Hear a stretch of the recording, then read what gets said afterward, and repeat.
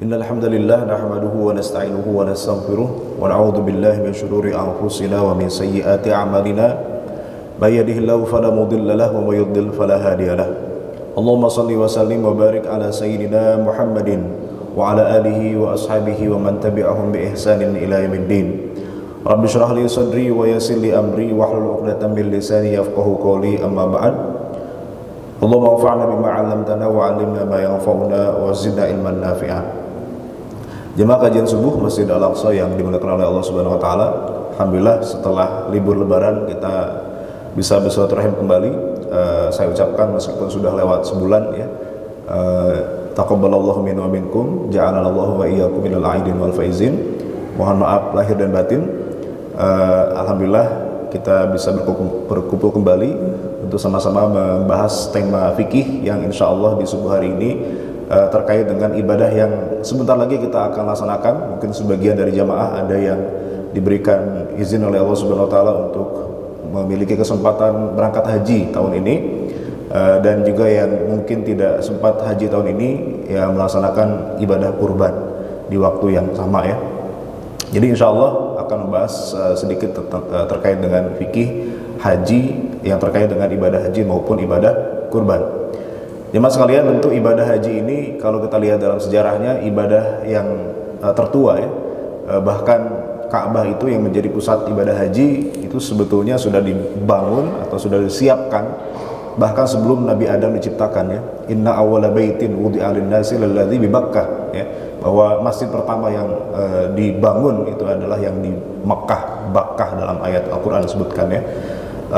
Kemudian lalu bahkan ada riwayat ketika Nabi Nuh itu banjir bandang ya, Allah selamatkan itu Ka'bah ya, diangkat ke langit.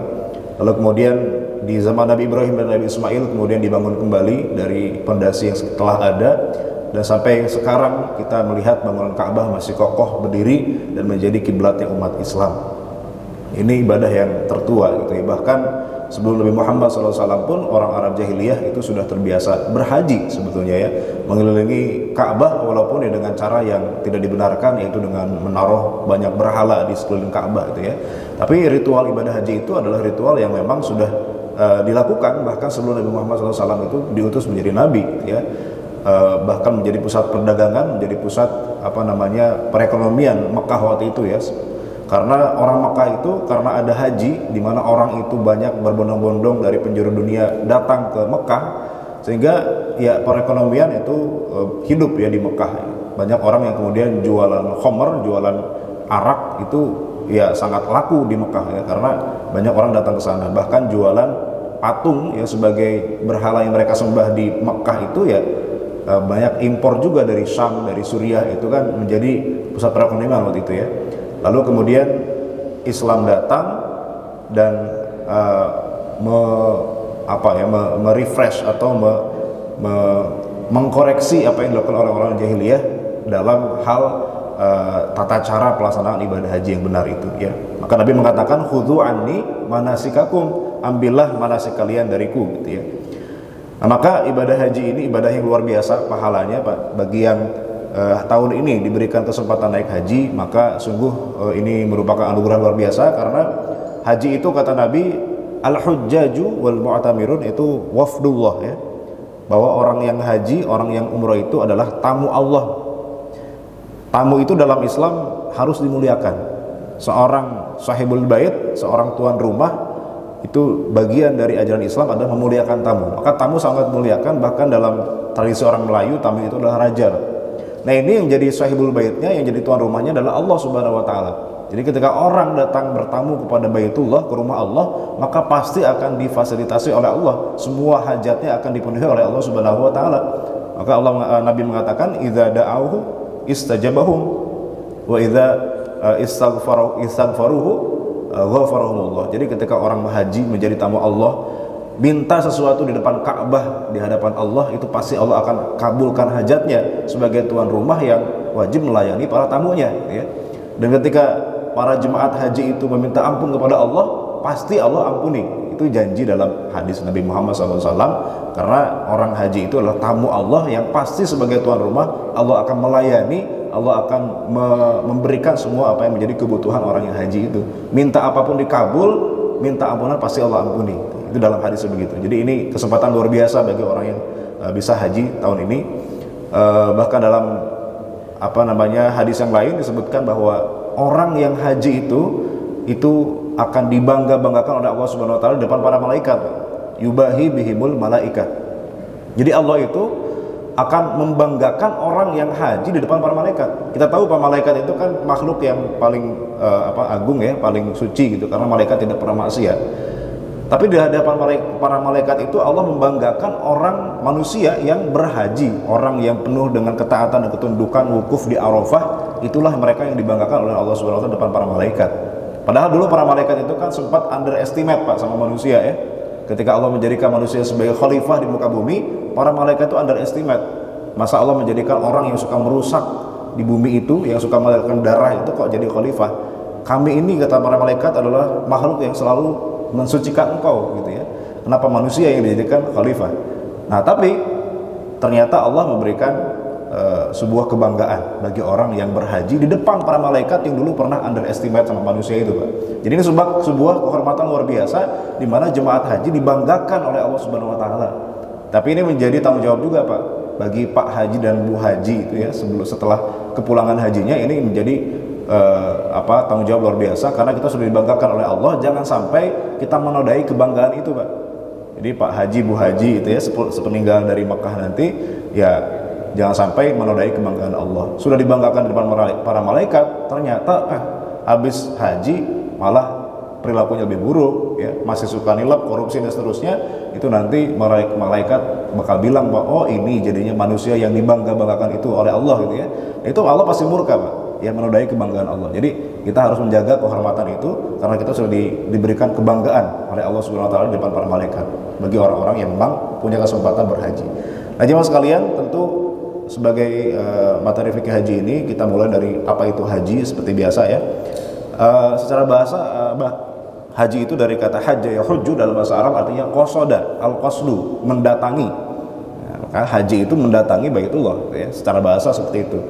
Dalam istilah haji itu didefinisikan oleh para ulama qasdul ka'bati li adai af'alin makhsusah, mendatangi Ka'bah untuk mengadakan ritual tertentu. Jadi bukan hanya datang ke Mekah, bukan hanya tujuannya wisata, tamasya atau belanja, tapi li adai af'alin makhsusah, untuk mengadakan ritual tertentu. Itu tujuan besarnya. Nah, kita tahu bahwa antara haji dan umrah itu ada perbedaan yang mendasar ya. Kalau kita lihat misalnya perbandingannya, kalau haji tentu hukumnya adalah wajib. Bahkan dia menjadi salah satu rukun Islamillahi ala nasi hijjul baiti man istata'a ilaihi sabila. Ya. Tapi umrah hukumnya sunnah, meskipun ada sebagian mengatakan wajib sekali seumur hidup, tapi sebagian mengatakan hukumnya sunnah. Kemudian dari sisi teknisnya, haji itu umrah itu hanya dilakukan di Masjidil Haram saja, tidak keluar dari Masjidil Haram. Itu umrah ya, cuma tawaf, sa'i, gitu ya, selesai tahallul gitu ya. Tapi kalau haji itu bukan hanya di Masjidil Haram. Kita harus ke Mina, harus ke Muzdalifah, ke Arafah, balik lagi ke ke Mina dan seterusnya. Jadi ada ritual atau tempat-tempat yang harus dikunjungi selain Masjidil Haram. Tapi kalau umrah itu hanya cukup di Masjidil Haram, sudah selesai, Pak. Maka dari sisi waktunya juga haji itu terbatas hanya di bulan-bulan haji. Bulan-bulan haji itu ya Syawal, Dzulqa'dah, Dzulhijjah, 10 Awal, bulan Dzulhijjah. Tapi kalau umroh kapanpun bisa, Pak, ya. Bulan apapun, bahkan di hari apapun, di jam berapapun umroh itu bisa dilakukan. Tapi kalau haji nggak bisa. Haji itu hanya waktu tertentu dan hanya di bulan-bulan tertentu saja. Itu haji. Kemudian dari sisi durasinya tentu karena prosesi ritualnya banyak, haji itu ya lebih lama ketimbang umroh. Haji itu minimal ya paling tidak 4 atau 5 hari kan gitu ya. Bahkan kalau kita berangkat lebih awal, gelombang pertama bisa 40 hari di sana ya. Tapi ritual haji itu cuma 4 hari atau 5 hari gitu ya. Mulai dari kita ihram, kemudian nanti ke Mina, ke Arafah, balik lagi ke Muzdalifah, ke Mina lagi, tawaf dan seterusnya, itu 4 hari atau 5 hari ya. Tapi kalau umroh itu nggak nyampe sehari, Pak, bisa ya. Bahkan cuma mungkin 3 jam 4 jam sudah selesai umroh itu ya. Karena cuma wukuf di Arafah, tawaf di Ka'bah itu 7 kali keliling, kemudian sa'i Ya, itu berapa menit sih Pak gitu ya? Tawaf 7 kali itu berapa meter kita mengelilingi Ka'bah itu? Kan Ka'bah cuma 12 kali 12 ya. 7 kali ya berapa kali, tinggal kalikan saja. Sa'i itu cuma total 7 kali itu sekitar 2,7 kilo Pak gitu ya. Jadi agak lama kita sa'i tawaf di Masjidil Haram, umroh selesai sehari, nggak nyampe sehari. Bahkan sehari kita bisa berkali-kali umroh. Tapi kalau haji tentu durasi lebih lama, 4 sampai 5 hari gitu ya. Nah, karena itu maka tentu haji itu butuh kekuatan fisik lebih banyak ketimbang umroh. Jadi haji itu butuh persiapan fisik dan seterusnya ya. Maka disebutkan dalam hadis bahwa haji itu adalah setara dengan jihad. Ya, dalam hadis disebutkan ketika Nabi ditanya ayul amali afdol, amal apa yang paling utama? Kata Nabi pertama al-imanu billah, yang kedua al-jihad fisabilillah, yang ketiga hajjun mabrur. Ya, iman kepada Allah, jihad fisabilillah, yang ketiga bukan sholat, bukan puasa, hajjun mabrur, haji yang mabrur.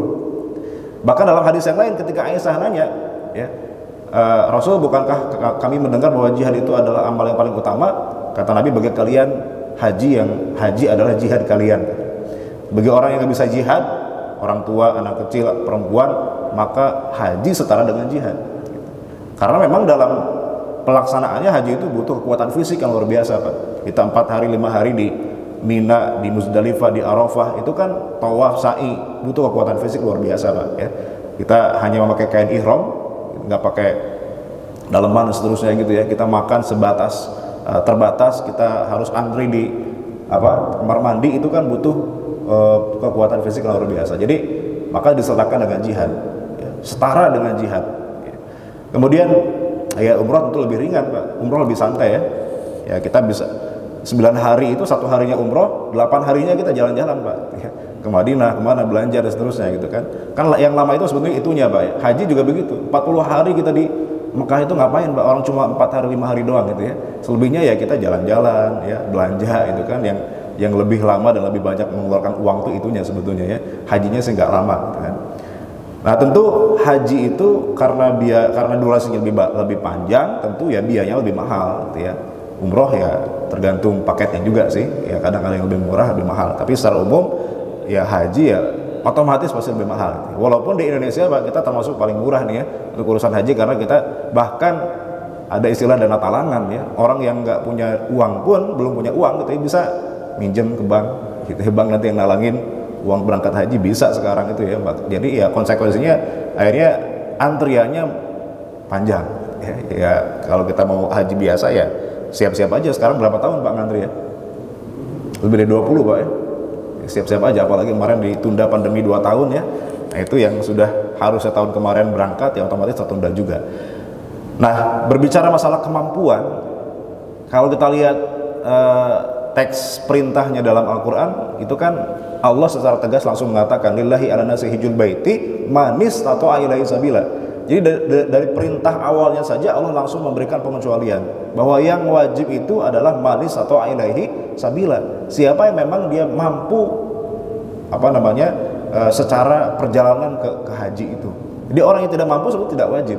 Beda dengan perintah puasa, perintah sholat, perintah zakat, itu kan di awal tidak ada pengecualian dalam perintahnya ya.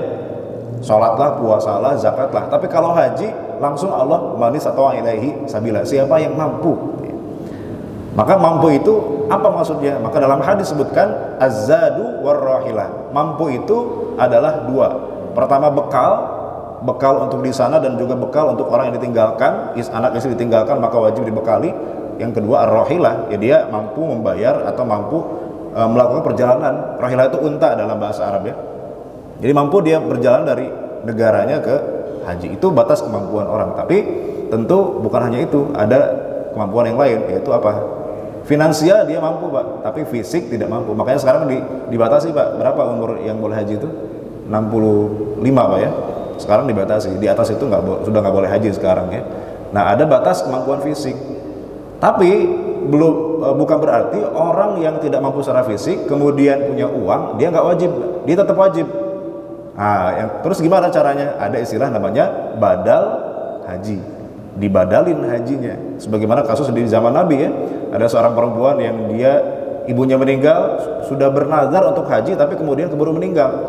Kata perempuan itu, Nabi, bolehkah saya menggantikan ibu saya untuk haji? Kata Nabi, kalau misalnya ibu kamu punya hutang, kira-kira kamu bayar apa enggak? Ya saya bayar, Nabi. Ya, hutang kepada Allah lebih berhak dibayar daripada hutang kepada manusia. Nah, kemudian dalam hadis yang lain ada seorang bapak-bapak ini belum meninggal tapi sudah tua, dan dia nggak bisa naik onta, Pak. Naik onta jatuh lagi, naik onta jatuh lagi gitu ya. Anaknya bilang, Nabi, bolehkah saya membadalkan bapak saya yang sudah tidak mampu untuk berangkat ke Mekah ini? Kata Nabi, boleh. Ya, artinya orang yang kemudian tidak punya kemampuan fisik tapi punya kemampuan finansial, dia tidak gugur kewajiban hajinya, tapi dia wajib membadalkan, gitu ya, membadalkan kepada orang lain. Nah, ini terkait dengan mampu. Maka kemampuan itu ya sebetulnya kan kita sekarang berapa sih ongkos haji, Pak? Ya, 35 juta misalnya gitu ya. Nah, itu mampu itu artinya dia punya uang yang lebih, artinya di luar kebutuhan, di luar hutang, di luar cicilan, itu dia punya uang lebih 35 juta. Nah, berarti dia wajib, dia mampu gitu ya. Nah, masalah sekarang banyak orang yang sebetulnya tidak mampu tapi bisa naik haji ya, dengan dana talangan dan seterusnya. Pertanyaannya adalah, orang yang tidak mampu naik haji tapi dia bisa naik haji karena misalnya ditalangi, atau ternyata ada yang ngasih dia hadiah, misalnya orang yang miskin tapi dapat hadiah haji, Pak, kemudian dia naik haji. Pertanyaannya, apakah sah atau tidak hajinya? Tentu sah. Maka kalau nanti dia ternyata jadi kaya, Pak, punya uang ratusan juta misalnya, apakah dia tetap wajib haji lagi mengganti yang waktu itu dia haji tapi dalam keadaan tidak mampu? Jawabannya, Pak, wajib diulangi apa enggak? Tidak wajib diulangi, karena yang itu sudah dikatakan sah. Kecuali kalau hajinya itu haji anak kecil, Pak. Kan kadang-kala ada orang tua yang tidak bisa ninggalin anaknya, akhirnya pas haji dibawa padahal belum balik. Itu hajinya sah atau enggak, Pak? Sah. Tapi kalau nanti sudah balik, dia wajib mengulangi karena dia belum sah dikatakan haji gitu ya. Tapi dia tetap dapat pahala gitu. Hajinya haji sunnah istilahnya. Nah, jangankan dari dana talangan, jangankan dari dana yang sifatnya dia dikasih hadiah dan seterusnya, bahkan orang haji dari uang haram pun ya, itu para ulama mengatakan haji tetap sah gitu ya. Dianggap mengulangi kewajiban, cuma masalah pahala jangan harap ya. Justru nanti Allah yang murka karena dia ibaratnya dia bertamu ya, tapi dia bertamu bawa bangkai, bawa busuk gitu, Pak. Kira-kira tuan rumah senang apa enggak, Pak? Diusir, Pak, gitu ya. Itu murka. Maka hajinya sih tetap sah, cuma ya Allah murka gitu aja. Nah, itu urusan masalah kemampuan. Jadi ibadah haji sangat erat kaitannya dengan masalah kemampuan karena ini ibadah berat, Pak ya.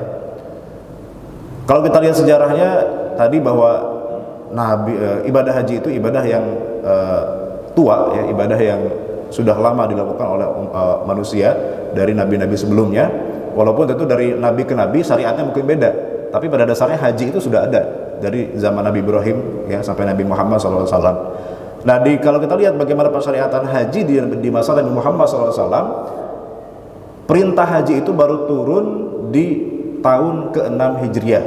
Jadi 6 tahun Nabi hijrah ke Madinah itu baru turun ayat tentang kewajiban haji. Nah, sebelum itu belum ada perintah haji, Pak. Di Makkah belum ada perintah haji. Di Madinah 6 tahun baru turun. Jadi perintah haji itu berbarengan dengan larangan minum khamar, larangan riba, larangan judi. Itu di tahun ke-6, larangan apa? Ya, di tahun ke-6 Hijriah itu, Pak. Jadi banyak syariat baru turun di tahun ke-6 itu, Pak. Termasuk kewajiban haji. Jadi kewajiban haji itu baru turun di tahun ke-6 Hijriah. Dan ternyata Nabi itu baru haji itu kapan? Perintahnya turun tahun ke-6 Hijriah, Nabi baru haji di tahun ke-10 Hijriah. Jadi ada jarak 4 tahun dari perintah melaksanakan haji sampai Nabi itu sampai bisa haji, yaitu tahun ke-10 Hijriah. Artinya di tahun ke-6, tahun ke-7, tahun ke-8, tahun ke-9 Nabi tidak haji, Pak. Ini menjadi dalil oleh mazhab Syafi'i. Mazhab Syafi'i itu mengatakan orang yang sudah mampu punya uang buat naik haji itu tidak wajib segera naik haji. Kenapa? Karena Nabi pun tidak segera melaksanakan ya gitu ya, di jarak 4 tahun. Tapi jumhur ulama selain Syafi'i, Hanafi, Hambali, Maliki mengatakan kalau orang sudah punya uang, sudah punya kemampuan naik haji, kemudian dia tunda, berdosa. Itu jumhur ulama, Pak. Ya. Tapi mazhab Syafi'i itu ternyata mengatakan nggak apa-apa ditunda, asalkan dia punya azam, punya niat, saya di tahun sekian akan naik haji. Meskipun pada saat itu dia nggak langsung naik haji. Apalagi di Indonesia, Pak, kita harus nunggu dulu, Pak, gitu ya, nggak langsung bisa langsung. maka dalam satu sisi nggak berdosa. Dalilnya apa? Dalilnya Nabi Muhammad SAW sendiri itu tidak langsung ketika tahun ke-6 Hijriah Nabi langsung haji, enggak. Terlebih dahulu di tahun ke-6 Hijriah memang ada penghadangan ya. Nabi ketika mau ke Mekah dihadang oleh orang kafir, maka tertahan di Hudaybiyah itu ya. Nabi hanya bisa menyembelih di situ. Tapi di tahun berikutnya ketika sudah terjadi gencatan senjata, umat Islam boleh ke Mekah, ternyata di tahun ke-7 itu juga Nabi tidak haji, Pak. Nabi hanya umroh di tahun ke-7. Enggak haji. Di tahun ke-8 ketika peristiwa Fatu Makkah ya, umat Islam sudah menguasai Makkah ya, ternyata enggak, Nabi juga enggak haji juga. Nabi hanya umroh saja di tahun ke-8.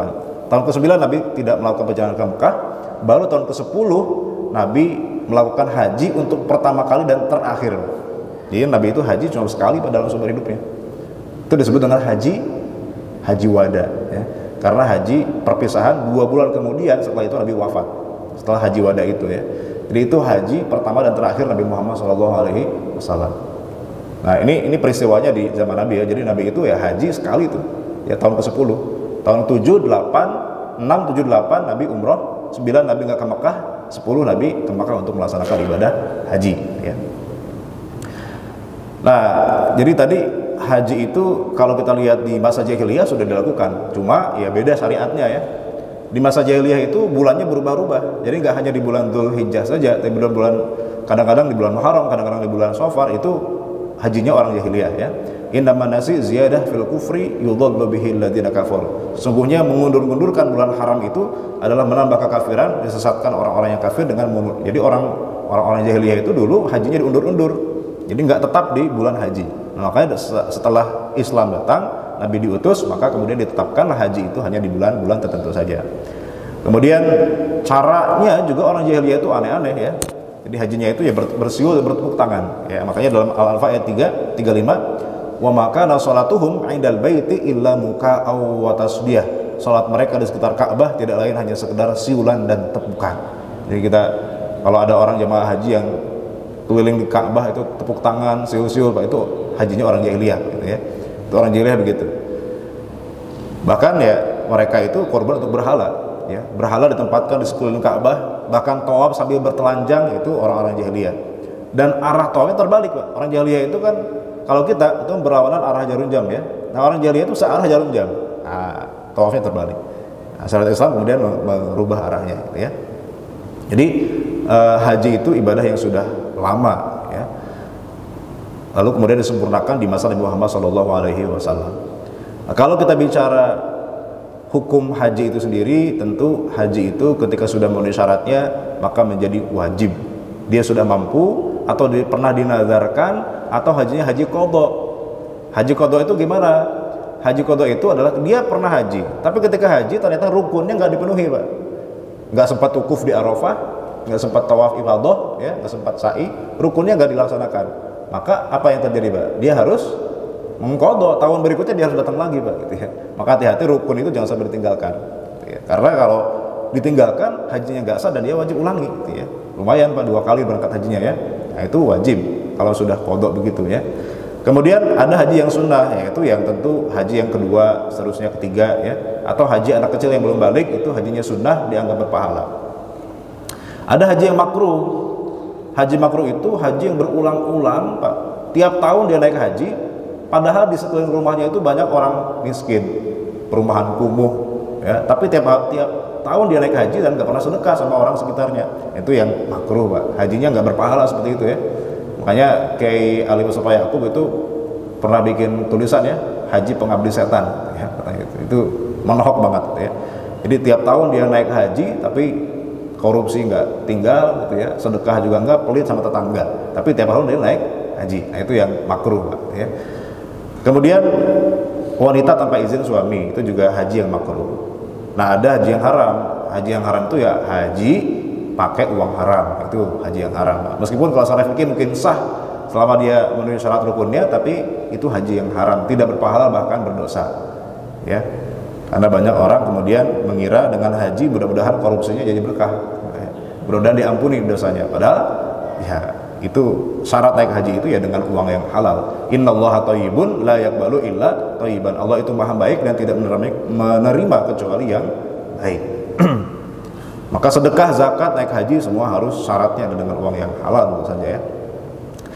Dari sisi waktunya, nah tadi kita katakan itu wajib disegerakan. Jadi kalau orang begitu dia punya uang, wajib segera naik haji, jangan ditunda. Ya jangan ditunda, karena boleh jadi dia setelah itu dia nggak tahu akan bisa haji apa enggak, gitu ya.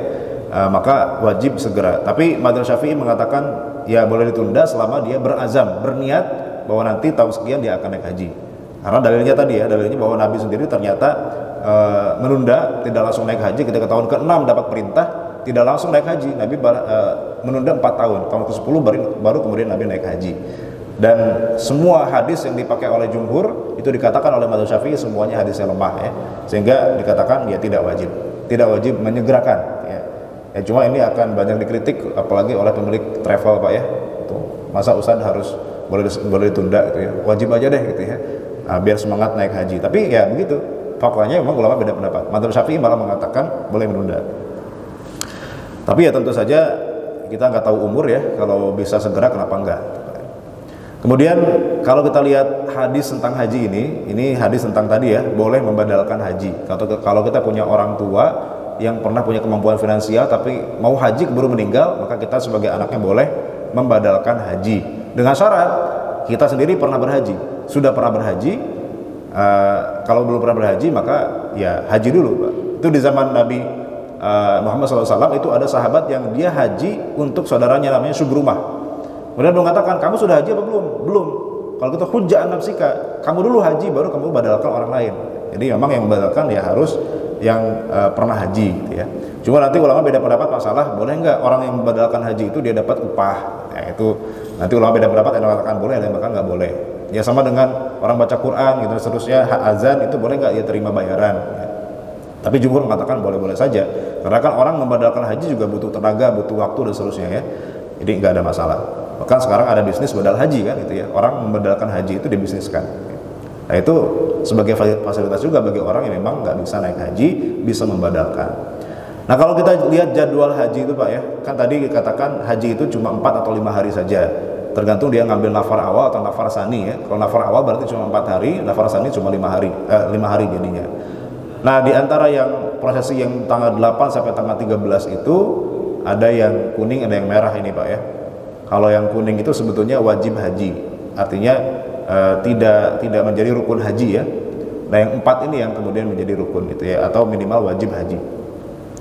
Makanya ada syariat di mana kalau kita melakukan perjalanan ke suatu tempat tidak lebih dari 4 hari kita boleh jamak qashar Pak ya. Itu dari sini sebetulnya dasarnya. Karena Nabi ketika prosesi haji ini 4 atau 5 hari ini Nabi menjamak sholat zuhur dengan asar, maghrib dengan isya. Maka kemudian para ulama mengambil kesimpulan dari ini bahwa kalau kita mau jamak qashar ya, di tempat kita singgah itu boleh selama tidak lebih dari 4 hari, di luar hari kedatangan dan di luar hari kepulangan.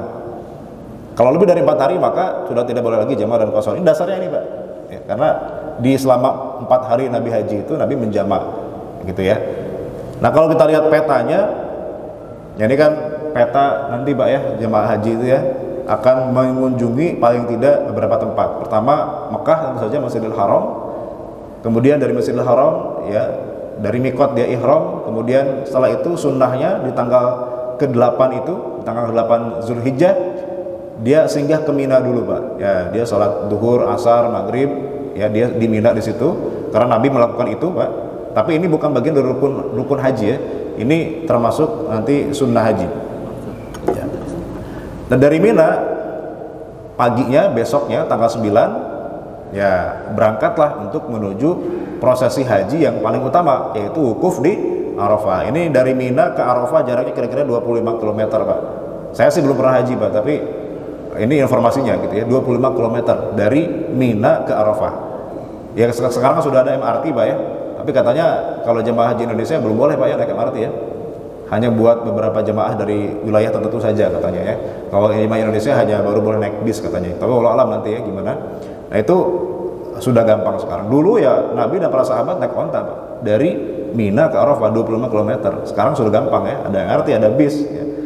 Nah itu pagi di tanggal 9. Dan ini menjadi prosesi utama. Arafah itu menjadi utamanya. Maka kata Nabi, al-hajju Arafah, haji itu ya Arafah. Artinya kalau orang nggak sempat wukuf di Arafah berarti hajinya nggak sah. Makanya orang sesakit apapun, ketika misalnya di Arab itu ternyata kebetulan Allah takdirkan dia sakit Pak, sampai dirawat gitu ya, paling tidak dia naik ambulan Pak ke Arafah itu ya, walaupun sebentar di Arafah, paling tidak dia dapat rukun gitu ya, daripada tahun depan dia harus balik lagi, kan repot Pak ya. Kayak yang sakit, yang sampai di kabel banyak selang di tubuhnya itu dibawa sama ambulan Pak, sama pemerintah Arab Saudi ya, supaya minimal dia dapat rukun di Arafah. Karena al-hajju Arafah, haji itu ya Arafah kata Nabi, proses utamanya gitu ya.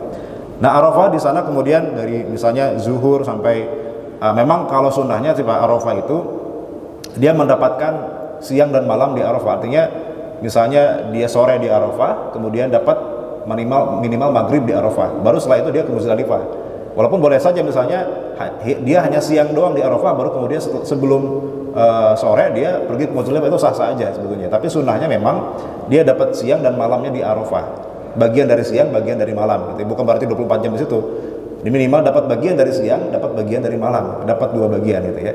Jadi saat matahari masih terang dan saat matahari masih gelap dia dapat dua-duanya, itu paling afdol, memang sunnahnya begitu. Karena Nabi melakukan itu. Jadi kalau misalnya datangnya zuhur ya sampai terbang matahari, habis sholat maghrib dia pergi ke Muzdalifah. Tapi kan ya tergantung kebijakan nanti bagaimana pembimbingnya ya, bagaimana ininya keadaan di sana. Ya minimal dia pernah wukuf di Arafah walaupun sesaat gitu ya. Ya wukuf itu sebetulnya ya tidak ada ritual tertentu ya. Wukuf itu kan yang penting datang, wukuf, diam di Arafah itu Pak. Intinya kan itu ya. Walaupun nanti ada sunnahnya mendengarkan khutbah dan zikir, baca Quran dan sebagainya, tapi itu sunnah aja. Wajibnya ya sekedar dia datang ke Arafah, wukuf di sana. Wukuf itu kan berdiri Pak, berdiam ya. Ya itu wajibnya sekedar berdiam di Arafah. Itu yang menjadi rukunnya. Baru kemudian nanti malamnya atau setelah maghrib dia kemudian sore hari dia balik ke arah Muzdalifah. Nah di Muzdalifah ngapain? Di Muzdalifah itu ya dia bermalam, namanya mabit. Nah kalau dalam mazhab Syafi'i mabit di Muzdalifah itu batasannya sampai muntasofil lail Pak, tengah malam. Jadi nggak harus sampai menunggu fajar. Beda dengan 3 mazhab yang lain. Kalau 3 mazhab yang lain, ini yang kembali lagi yang khusus mazhab Syafi'i ini Pak, agak beda ya. Kalau 3 mazhab yang lain, mabit di Muzdalifah itu harus sampai fajar Pak. Karena mabit itu kan menginap itu kan batasnya berarti sampai akhir malam, berarti fajar gitu ya. Nah banyak orang kemudian ya sampai fajar di Muzdalifah, kemudian baru setelah fajar, setelah sholat subuh mereka ke Mina. Tapi kalau mazhab Syafi'i Pak, itu sampai tengah malam boleh, habis itu dia langsung ke Mina, boleh Pak. Banyak ada orang yang kemudian dia nggak nunggu fajar Pak, itu lebih kosong ya, trafiknya lebih kosong karena ya orang masih pada tidur, orang masih pada mabit di Muzdalifah karena kebanyakan sampai fajar. Nah kalau orang yang mazhab Syafi'i Pak, itu habis tengah malam gitu, jam 12, jam 1 itu dia sudah boleh pergi duluan ke Mina ya, karena batasan malam itu sampai tengah malam dalam mazhab Syafi'i. Jadi boleh dia tidak sampai fajar kemudian langsung ke Mina. Nah di Mina itulah kemudian pagi-pagi misalnya dia ke Mina, balik ke Mina tanggal 10 berarti ya, di tanggal orang nyembelih kurban ya, itu kita ke Mina dari Muzdalifah pagi-paginya. Nah di Mina itu ngapain? Ya lontar jumroh okay? Habis dari Mina tanggal 10 di hari yang sama itu kemudian ke Mekah. Ke Mekah ngapain? Ya ke Mekah menjalankan rukun berikutnya, yaitu tawaf ifadah dan sa'i. Itu di tanggal 10 Pak. Nah di hari yang sama balik lagi dari Mekah itu ke Mina lagi. Di Mina inilah kemudian agak lama nih Pak ya, tanggal 11, 12, 13 kita mabit di Mina, lontar jumroh seterusnya ya. Nah setelah itu ya selesai Pak ya. Haji itu selesai. Kalau nafar sani tanggal 12 selesai, nafar awal ya, tanggal 12 selesai. Kalau ngambil nafar sani tanggal 13 ya. Nah itu 4 atau 5 hari dari tanggal 8 sampai tanggal 12 atau 13 itu sudah selesai. Baru kemudian nanti ada tawaf wada, balik lagi ke Mekah untuk tawaf wada. Sebelum meninggalkan Mekah kita diwajibkan melaksanakan tawaf wada. Tapi itu bukan rukun. Nah, tawaf wada itu adalah wajib haji. Makanya dari prosesi ini Pak, dari mulai tanggal 8 sampai tanggal 13 itu semuanya tidak semua wajib dan tidak semua rukun ya. Memang semua dilakukan Nabi, tapi tidak semua yang dilakukan Nabi itu kemudian menjadi rukun. Kenapa? Karena Nabi dan para sahabat di tahun ke-10 Hijriah itu kan 60.000 sahabat Pak, haji bersama Nabi itu ya. Itu variasi macam-macam cara haji para sahabat Nabi itu ya. Maka ada hal-hal yang sifatnya rukun, ada hal yang sifatnya wajib, ada hal-hal yang sifatnya sunnah. Itu harus kita bedakan Pak, supaya tidak bingung ini yang tidak boleh tidak gitu yang mana gitu ya. Nah maka kalau kita lihat rukun haji itu dalam pendapat ulama cuma 5 saja. Pertama, niat. Niat itu ya berarti labbaik Allahumma hajjan ya. Saya niat untuk haji, dalam hati sudah cukup. Meskipun lebih afdal diucapkan secara lisan ya, labbaik Allahumma umratan atau labbaik Allahumma hajjan. Niat. Sebagaimana sholat juga wajib niat, zakat wajib niat, itu semua ibadah mahdoh wajib niat ya. Rukun ya, kalau nggak niat berarti nggak sah. Ketika mikot, dia sudah mengambil mikot makani atau zamani, dia sudah berniat untuk haji. Kemudian wukuf di Arafah ini menjadi rukun utama. Kalau nggak wukuf ya nggak haji Pak. Kemudian tawaf ifadah dari Mina tadi, dia kembali ke Mekah ya, di tanggal 10 bulan Zulhijjah itu dia melaksanakan tawaf ifadah, kemudian sa'i, kemudian setelah itu tahallul sudah Pak. Jadi yang tadi itu ada mabit di Mina tanggal 11, 12, 13, kemudian lontar jumroh ya, kemudian apalagi mabit di Muzdalifah, itu sebetulnya bukan bagian dari rukun haji. Artinya kalau lewat sebetulnya haji tetap sah Pak, cuma nanti ada denda ya, ada denda ya kalau kita melewatkan wajib haji. Nah kalau rukun, kalau kita luput Pak, nggak dilaksanakan misalnya, itu bukan hanya kena dam, kena kewajiban menyembelih gitu ya, itu kewajibannya juga harus qadha karena tidak sah hajinya. Itu yang 5 ini ketinggalan, hati-hati Pak, tahun depan wajib balik lagi gitu Pak ya. Tahun depan wajib balik lagi. Jadi ini yang 5 ini harus Pak ya, harus ya. Kemudian nah selain yang ini, lalu apakah tidak dilaksanakan juga? Tetap wajib, cuma tidak rukun. Maka ada yang disebut dengan wajib haji.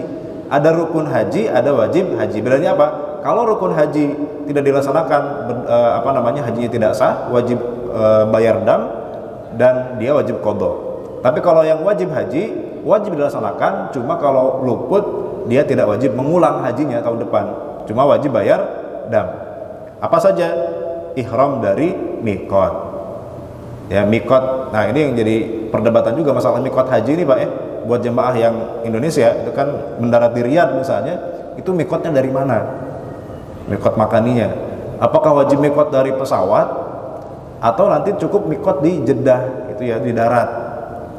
Kenapa kok beda pendapat? Karena memang dalam hadisnya Nabi tidak menyebutkan Jeddah sebagai mikot makani ya, karena dulu belum ada orang yang mungkin datang naik haji itu dari arah Jeddah situ, dari Laut Merah ya.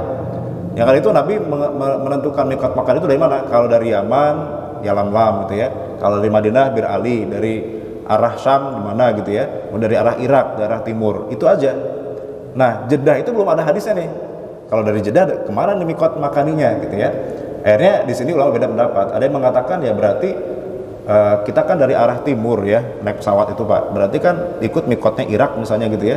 Nah berarti ketika di atas sudah melewati mikot itu, kita harus ihram. Nah, makanya banyak orang yang mikotnya di pesawat, pakai kain ihram gitu ya, mandi pesawat gitu ya.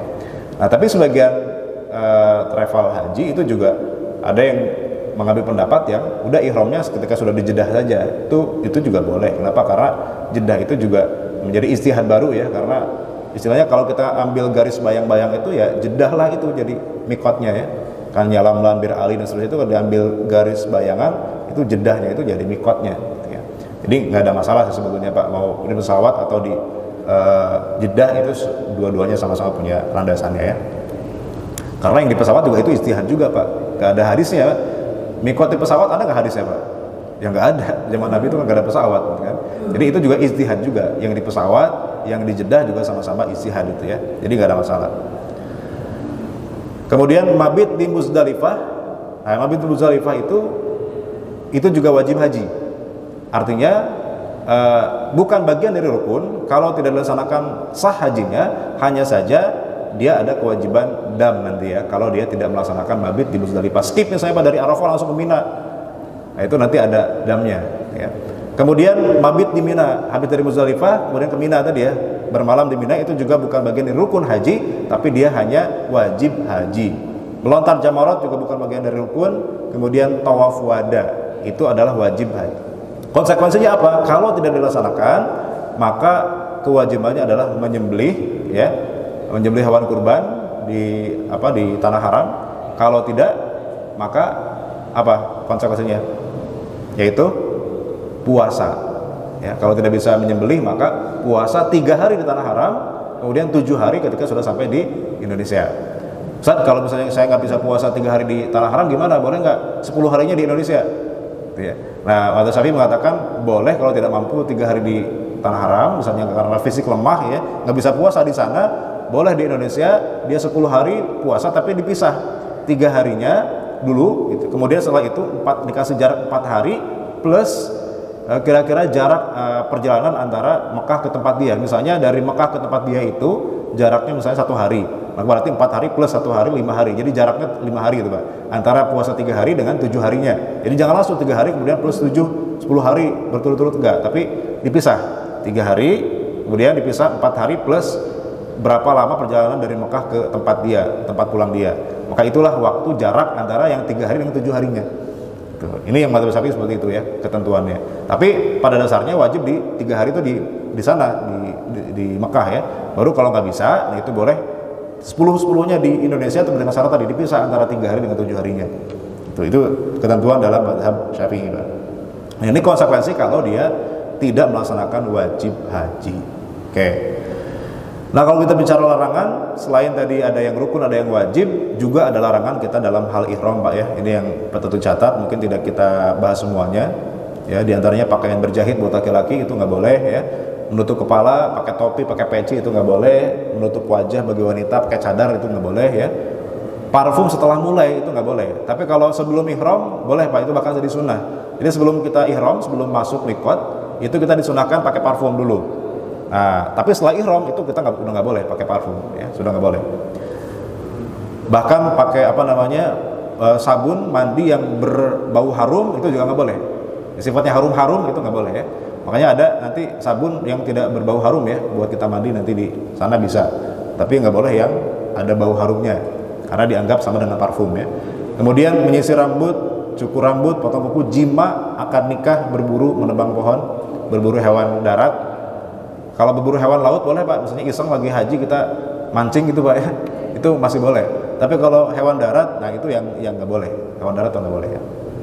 Menebang pohon ya, nah, ini kira-kira hal-hal yang dilarang.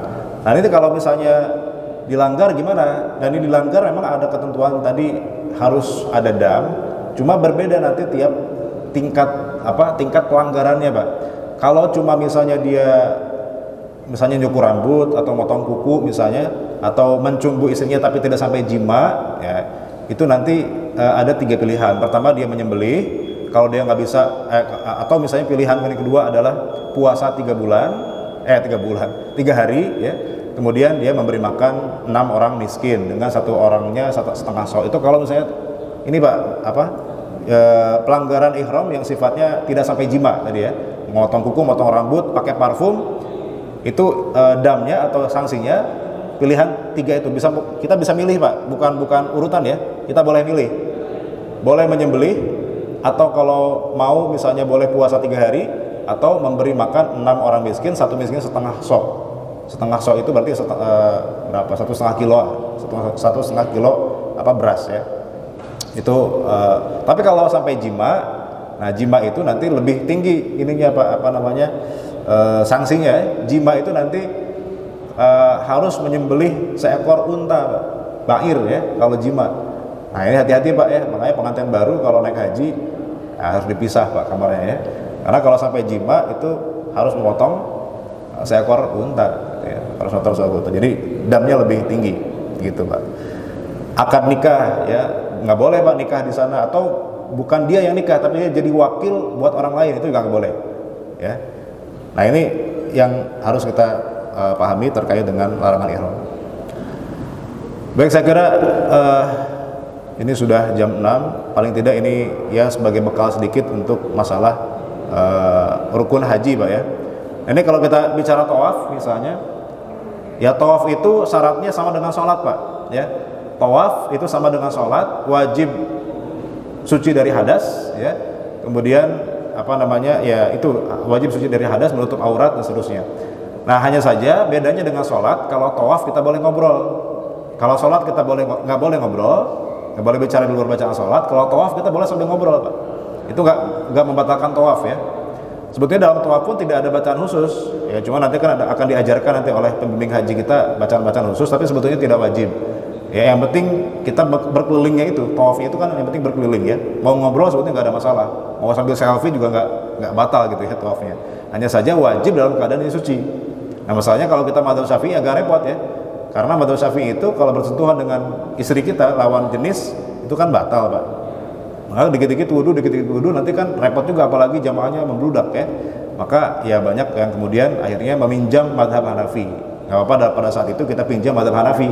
Nah, madzhab Hanafi itu nggak batal ya kalau misalnya kita sentuhan dengan lawan jenis ya. Nah, dan tawaf itu harus dimulai dari Hajar Aswad, dan Hajar Aswad berarti di kiri kita, Pak ya. Jadi kiri kita ya, jangan sampai salah arah, Pak. Tapi nggak mungkin salah arah juga, Pak ya. Pas semua orang satu arah semua, Pak, nggak mungkin kita lawan arus sendiri, kan nggak mungkin itu ya, nggak mungkin. Itu pasti kita benar kalau arah ya. Nah, mulainya dari Hajar Aswad itu kan dihitung satu kali ketika sudah satu kali putaran gitu ya, 7 kali putaran itu ya, terus sampai kemudian sampai 7 kali.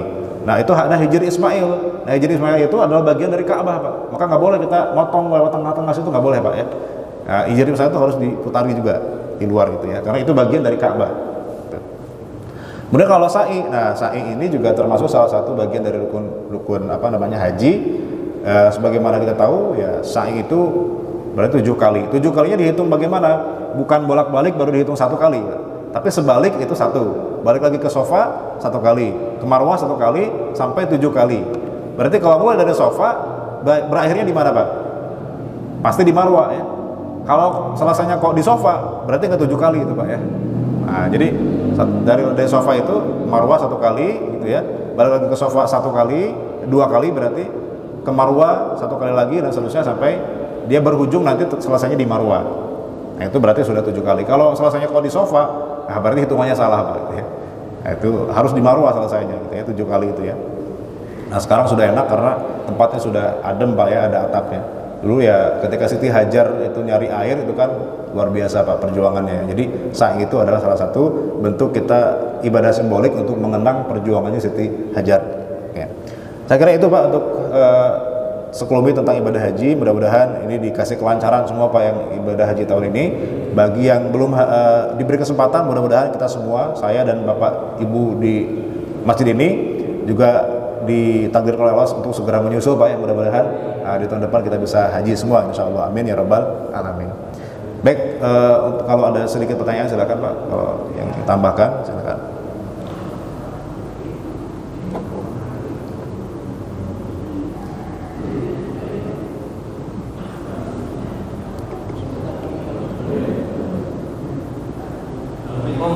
Pak Ustadz, mau tanya Pak Ustadz. Waalaikumsalam. Pertama, pada saat kita sa'i, Pak Ustadz, itu kan banyak doanya tuh.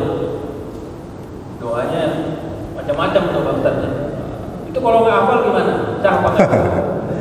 Karena memang kan ada bukunya kan, karena dorong-dorong lah segala macam itu satu. Yang kedua kemudian mengenai pakaian ihram itu berdarah masuk nggak kategori membatalkan?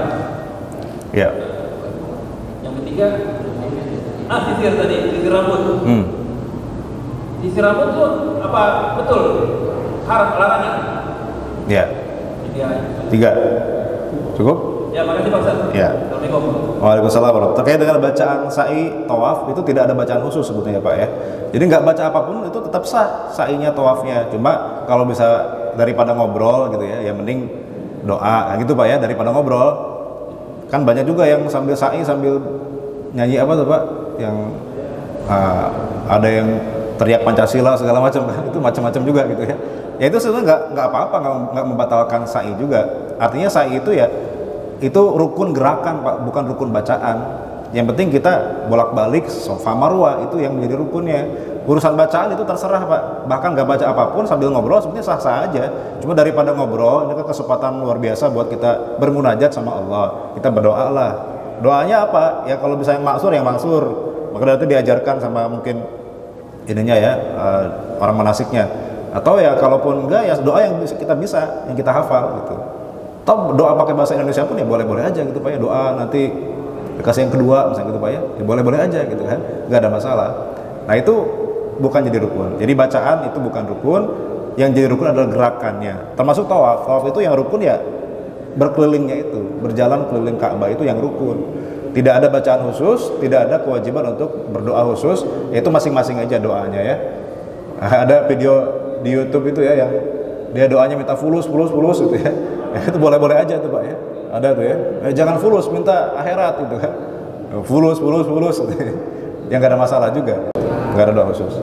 Terus yang kedua apa tadi Pak terkait darah ya. Nah, itu kalau di luar tawaf nggak apa-apa. Tapi kalau tawaf itu kan sama dengan sholat. Karena sama dengan sholat maka dia harus suci dari hadas, suci dari najis. Nah kalau ada darah berarti kan ada najis. Ganti dulu pakaian ihramnya kalau mau tawaf. Tapi kalau di luar tawaf boleh. Di luar tawaf boleh nggak masalah. Tapi kalau tawaf, karena tawaf itu hukumnya sama dengan sholat, kecuali dalam tawaf itu kita boleh ngomong, boleh ngobrol ya. Dalam sholat nggak boleh. Tapi hukum yang lainnya menutup auratnya, kemudian suci dari hadas, suci dari najis itu sama. Maka harus bersih dari najis. Gitu. Kalau dalam tawaf Pak itu ya. Karena at-tawafu sholatun illa anna fihi yajuzu fihil kalam gitu ya. Kata Nabi, salat tawaf itu adalah salat, kecuali dalam tawaf kita boleh berbicara, boleh ngomong, boleh ngobrol. Tapi selain itu sama. Kemudian yang ketiga terkait nyisir. Nah, nyisir juga termasuk salah satu larangan ihram, Pak, ya. Tapi tidak sama dengan hukum jima tadi. Jadi larangan ihram itu ada level-levelnya. Kalau cuma nyisir, motong rambut, kemudian motong kuku ya, tidak dilaksanakan, atau misalnya kita melanggar ya, itu tadi pilihannya ada 3 ya.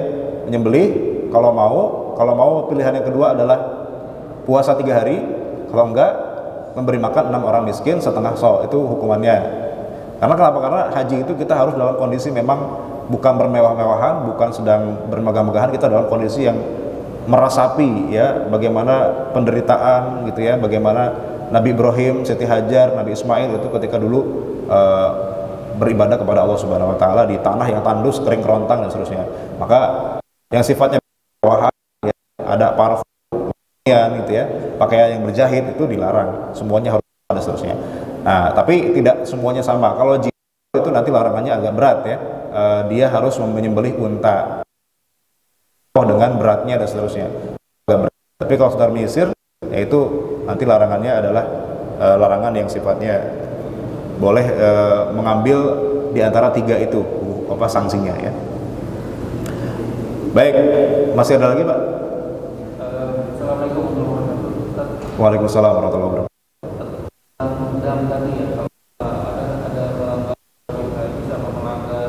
Rukun.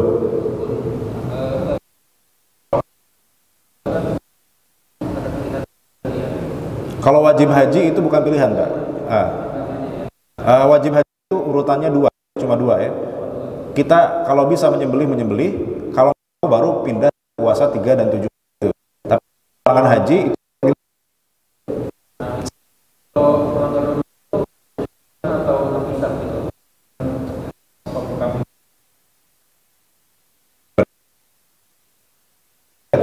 beda ini ya, beda wajib haji itu kan 2 pilihan ya. Pertama dia menyembelih, kalau nggak bisa baru pindah ke puasa 3 hari tanah. Nah kalau yang larangan ihram itu beda lagi, karena itu kita bisa milih antara 3, bukan urutan, tapi bisa milih yang manapun.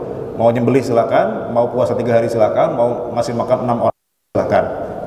Jadi itu kalau dua-duanya dilanggar gimana? Berarti 2 kali Pak damnya gitu. Jadi semakin banyak melanggar, semakin banyak hati itu untuk larangan. Ya. Tadi larangannya itu kan satu larangan, satu denda atau satu itu denda. Kalau larangannya tadi potong rambut, terus ada lagi itu berarti digabungkan atau? Kalau satu jenis digabungkan Pak, misalnya nyisir, kemudian potong rambut satu level ya, berarti cukup 1 kali aja damnya gitu ya, 1 ekor. Plus jima juga, melanggar kewajiban haji juga, itu kali berarti dia bayarnya Pak, bayar damnya gitu ya, karena beda level itu. Jadi hati-hati Pak ya, hati-hati. Yang nyembelih banyak di sana gitu kan, tapi ya berdosa kalau kita melanggar kewajiban haji ya. Ya.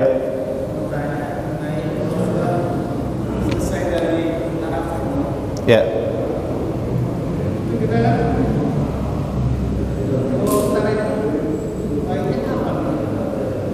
Melontar itu di tanggal 10. Ah iya. Nah ini nanti kalau madzhab Syafi'i boleh 24 jam Pak. Kapanpun kita selama di Mina itu boleh kapanpun. Tapi memang afdolnya kalau kita sudah sampai di Mina langsung. Jadi pagi-pagi dari Muzdalifah kita berangkat ke Mina tanggal 10 itu ya. Itu langsung Pak.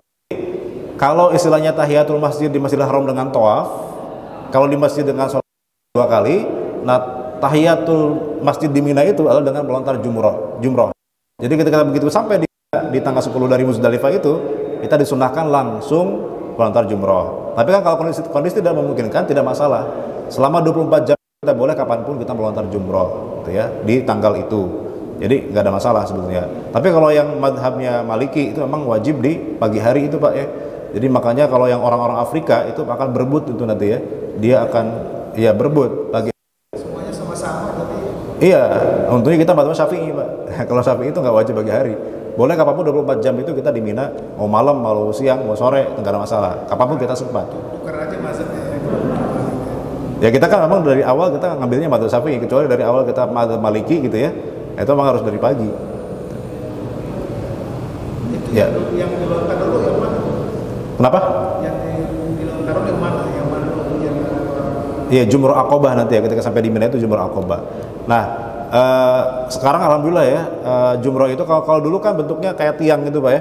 Jadi kalau orang lempar itu kalau kencengan bisa kena yang lain itu Pak ya. Kalau sekarang alhamdulillah sudah dibangunnya tembok gitu ya Pak ya. Jadi satu sisi doang. Kalau dulu melingkar gitu ya. Kalau orang namanya arus yang melingkar, kalau macet bahaya juga, makanya banyak korban dulu ya. Nah sekarang disiasati dengan cara tembok sisi doang. Jadi orang itu lurus gitu ya. Jadi bisa sambil jalan sambil 7 kali itu bisa, asalkan dia jangan lama, jaraknya bisa kelihatan gitu ya. Tapi bisa kali gitu ya. Nah kalau dulu kan harus sekarang itu sudah dibuat seaman mungkin ya, bahkan bertingkat-tingkat dan temboknya itu satu sisi. Jadi kita dengan aman bisa nonton jumroh di sana. Baik, saya kira cukup Pak ya untuk pertemuan kita pagi hari ini. Mudah-mudahan ada manfaat bisa kita ambil. Mohon dimaafkan. Kita kafaratul majlis. Subhanakallahumma wa bihamdika asyhadu an la ilaha illa anta astaghfiruka wa atubu ilaik. Aqulu lakum wassalamu alaikum warahmatullahi